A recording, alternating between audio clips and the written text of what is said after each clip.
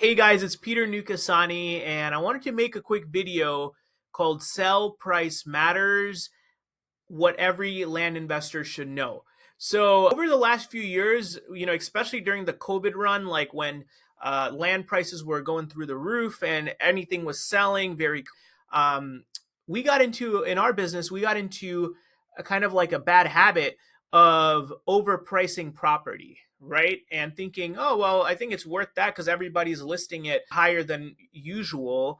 And what I learned is in this market right now, I'm recording, it's in November 2024, that pricing really matters.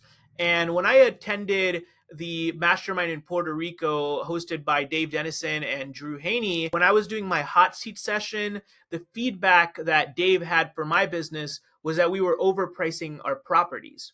And I was like, well, they're still moving, they're still selling. It's just taking a little longer, but it actually it took a lot longer when I looked at how fast we used to sell property to how fast they're moving currently.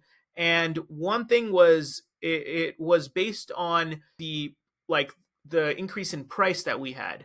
So I learned that really simple lesson, and it makes perfect sense that pricing really matters. And one of my good friends, Chris Johnson, he sells a lot of his properties that are mid five figures, mostly through Facebook and other channels, and he moves them remarkably fast. And I remember him telling me one time that he was looking at some listings, and then we were talking about them, and he's like, "Oh, these guys are all overpriced," and then he continued to explain that he would underprice his properties by 10% or a small amount just to make it a good deal. And that was how he was able to move properties a lot faster. And it's something that I learned, and I actually implemented this earlier this year. And it's literally night and day. Like when we sell properties for a little bit less, yes, we lose out on our margin a little bit, but money loves speed.